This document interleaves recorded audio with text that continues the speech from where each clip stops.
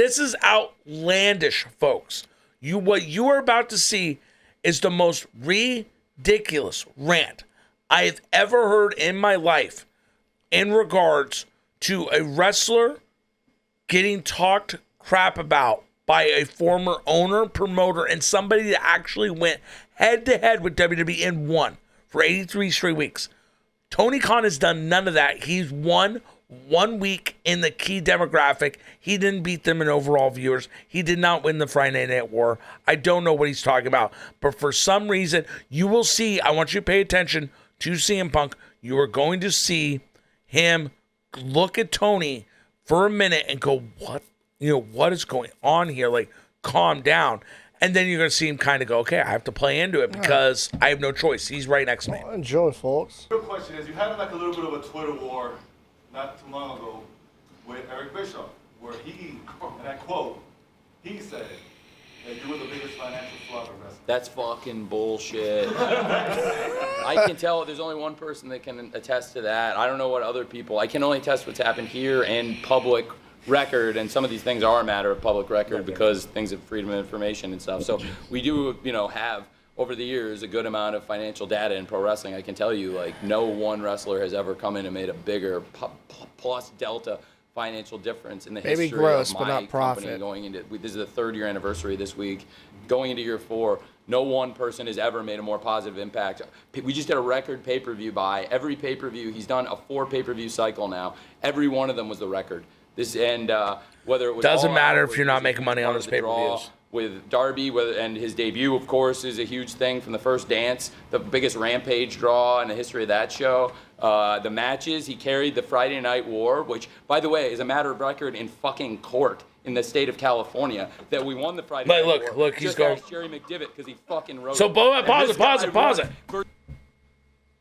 Look at CM Punk going, what are you talking about? What are you talking about? He's going like, dude, what are you like? He wants to say like, dude, stop. Like, you're going a little. Or CM Punk just trying to play along. No, like, yeah, that's what we said. No, dude, you go back. Go back. Know, I see his face. His face. If you play it back, go back. Watch his face. Go back. There you go. Right there. Right there. Right where he says. That's bro. He's like, yeah, but his face is like, what are you saying? Yeah. Because here's the thing. Klaus Barbie. Yeah, like, he's going, what the hell is going on here? Like, dude, you're ranting about you didn't win. You didn't win. You didn't beat WWE, dude. Stop. You know how much I love this photo, though? Look at this moron. Look, it's the 2 Stooges. Look, you got one Stooge is like, what did I get myself into? The other Stooge is like, come on. I can't believe, and this is the problem. CM Punk has put himself in a position. He has to deal with this shit now. This is the photo of a lifetime. Yeah, he has to deal with this shit because he just wanted to get paid. He didn't have to deal with all this. Everything he's saying is bullshit. I don't care, matter or core record. Okay, in the key demographic, you didn't win the Monday Night War or the Friday Night War because of that. Stop lying. Because you won in the key demographic, not overall viewers. You won in a key demographic. Who gives a shit? So let's continue. Ridiculous. Come on. Just ask Jerry McDivitt because he fucking wrote it. And this guy won it versus Matt Sydal, who's a great wrestler. He had another goddamn great match on Friday night. This fucking guy, he fucking did the Friday Night War. He did the first dance. He's done the record Double or Nothing. He did the record All Out in his debut. He was a big part of a record Full Gear, a great match with Eddie Kingston, and he wrestled a bunch of young guys, a bunch of veterans in between there. Will Hobbs, Daniel Garcia, goddammit. And then he showed up, did the biggest program pause it. in terms of everything. Pause it. I'm serious. What is going on with him? He's losing it because this is how you know. I want you to understand, this guy owns the company, folks. This guy owns the company. I want to make a quick point. I think that he's being threatened financially by somebody, and he's acting out of like, no, we're doing great. No. Well, there's got to be something behind the scenes more than just... because Malcolm, he's got ego. Yeah, I know. I want to remind you folks, AEW is going to lose $100 million this year. He knows it. I know it. Guess what? You can't lie to business owners. Yeah. You can't lie to guys like us that know what's going on. Okay, sorry. He knows that all his, bless you, all these record paper he's talking about, it only matters if you, like Eric Bischoff pointed out, it only matters if you're making money on that event. It doesn't matter if you're spending $75 million, but you only make 50. Yeah, the pay-per-view might have been a record, but how much did you spend to get that 50 million? That's what Eric Bischoff was trying to point out. How much are you spending to get that income? How much is net ingoing and outgoing? Yeah. Well, when you look at WrestleMania by itself, I think they spent like $6-7 million on the whole project when we went to Orlando. Just Orlando. That was one of the bigger. That's just to set it up. And the amount of money that brought in from all the people. Well, that is just the base. Economy. It the costs profits. a lot more than that. That's when just we go base. to the superstore and there's at least like a couple $1 million worth of product on the shelf gone by the end of the weekend. Oh, I guarantee you. Yeah. And that's the thing. That's all Eric that's is no trying clearance. That's no clearance either. That's what full retail. Yeah, and that's what Eric's trying to point out. It doesn't matter. What's your gross? You could gross a lot of money, but what's your net on it? Yeah. That's what matters. Our friend James, he flew from London to All or Nothing, or Double or Nothing. And James, tell me what you bought when you get a chance. Yeah, exactly. So, but listen, let's continue with the rank. Go back a little bit. No, go back a little bit. In terms of everything, Tito Hobbs, Daniel Garcia, Look at goddammit. It's crazy. And then he showed up, did the biggest program in terms of everything, TV, box ever with MJF. And then he did the goddamn main event here. He's the biggest part of financial success in the history of this company. Let's fucking go. We gotta put Ether behind that. Look at it. Pause it. Pause it again. It's the end. CM Punk was so embarrassed there. I could tell. He was like, stop talking. Because this guy is the fucking owner of this company. He's acting like a mark, like a fan, and he is. He is, you can tell. This guy has no fucking business running a company. The fact that we would never see Vince McMahon act like this, ever. Well, we would never see Vince ever act like this, ever. Vince McMahon is a fan, but he has He's a professional. He's a professional. This is not professional. He's grounded. And it's kind of like if you're looking at meats, okay? This guy is 80% fat, 20% lean. Yeah. And Vince McMahon's a good 40-60 ratio. Like, he knows what to do. Like, he can be out there, but he's nowhere. 60% lean, meaning like I call the shots. This is what I want. This is what I know makes us money. And I'm professional. Yeah, and I'm a professional. But also, I'm a fan, and I know what looks good. And this guy is just he's gone off the rails. I mean, this interview is just... This guy is a kid in a candy store, and he doesn't know when to say no. And this is not a good look. This interview looks bad. CM Punk was 100% embarrassed to be next to him while he was saying this shit. I mean, you picked the right guy to go to because he can squeeze all the money out of him and hop off the Titanic. Oh, yeah, and that's the thing is people don't understand. CM Punk's not going to be there more. He'll resign if he gets more money. Yeah. He's going to ask for $10 million, and he's not going to get it. Do it, man. I mean, whatever you want your legacy I believe he should ask for $15 million and see if he can get it.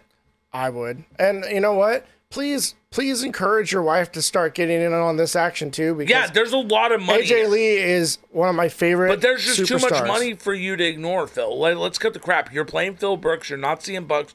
So you might as well cash it in and say, tell your wife, listen, there's a lot of money here and it's easy work. Yeah. And also you come back, you're already a superstar. Yeah. And you go fight Paige Van Zant or Thunder Rosa or Tay Conti or all. You go and you make yourself the best again. Or you don't come back as a man, whatever. It doesn't matter. The money is so lucrative. This guy is unhinged. This interview shows it, folks. So everything I've been telling you about Tony, Eric's been saying about Tony, Eric Bischoff watched this interview and laughed so hard and saying, God, you are just showing me why I'm right. Eric Bischoff. I can't wait for him to comment. I can't wait for him to comment on this. Say this interview just proves everything I said. This guy's unhinged. I'm shocked he hasn't yet. It takes a while to publish them, but yeah, right. So Yeah, I mean, I want AJ Lee versus Jade Cargill so let's versus finish. Athena. We'll in the finish ring. out the interview, but folks, Yeah. this I can't. I'm just shocked. This is the owner of this company.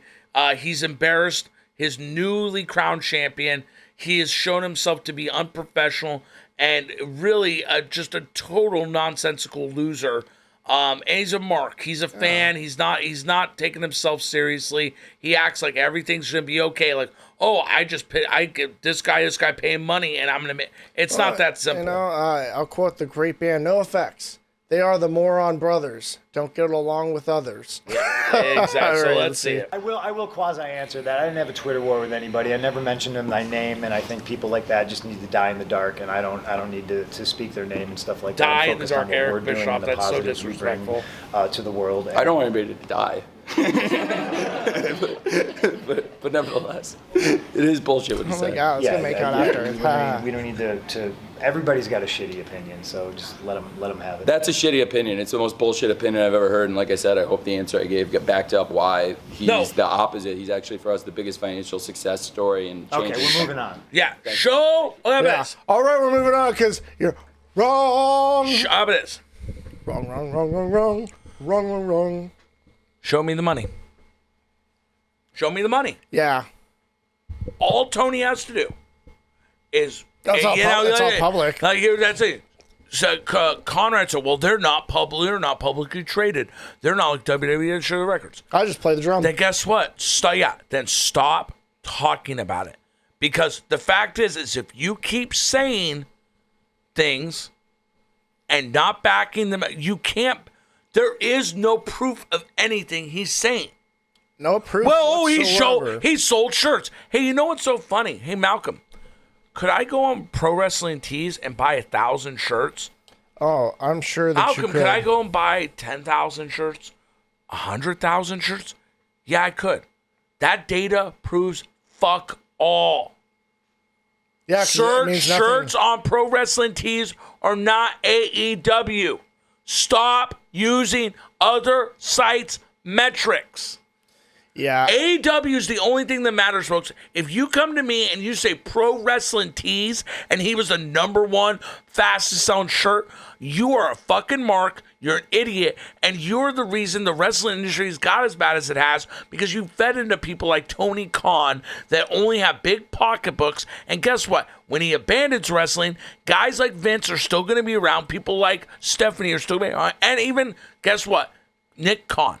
Listen, I'm not a huge fan of Nick Khan, but Nick Khan is still doing what it takes to run a wrestling company. He's a president of WWE for a reason. He's secured big contracts, which I could have secured myself very easily. I don't know why Vince thought Nick Khan was, so special. Yeah. But still, he did it. But I trust Nick Khan a whole lot more than I do Tony Khan. So I'm just saying, folks, guys like Tony are fair weathered. In 10 years, even 15, whatever, when the ship is going. Like Natalie says, Natalie was shocked when I told her $100 million he's going to lose this year. She was like, well, I say he's a billionaire. She was like, well, that can't last forever. And it can't. No. It can't last forever. Eventually, he will become the bad guy. The stories will come out of him making false promises behind the scene to make everybody a star. And then once he realizes he can't do that, and the money starts drying up, he has to start being cheap and start letting people go. Yeah. The truth comes out, folks. The truth will come out about Tony Khan, and you will look back to videos like us where listen, Tony Khan might be a nice guy, but guess what? Nice guys finish last in the wrestling industry. This is not an industry for nice guys. It's an industry for the guys that want to make the hard decisions. Tough guys. Sorry. And you know what? And if you were going to be criticized by anyone and not listen to him, Eric Bischoff. Eric Bischoff means business. He won against Vince McMahon for 83 straight weeks. The guy knows what he's talking about. So if you're gonna he ran a wrestling company. If you're going to sit there and act like he's on false pretense, you're wrong. You need to 100%. listen. You need to listen to guys like Eric Bischoff because they've been there, done that. Yes. And you look like a fucking idiot to him. Yeah, and, I mean, Eric Bischoff is. I'm going to take his side over Tony Khan's side. Every time. Yeah, because he's been there and he's done it. He went head to head. You're not going head to head, Tony. You're not going head to head. If you want to go head to head, Tony, I challenge you. Get them TBS, TNT, whatever, to commit to a Monday night slot at 8 p.m. If you are committed to going head to head, let's see it. Yeah. Let's see who actually wins. You're not going to do it because you know as well as I do, you're going to get crushed and destroyed and demoralized. And the truth then comes out that you're an inferior company who can't withstand the heat and can't keep up with actual wrestling companies that care about the one thing that keeps them going forever: profit. Yeah, is money. NXT beating AEW right now?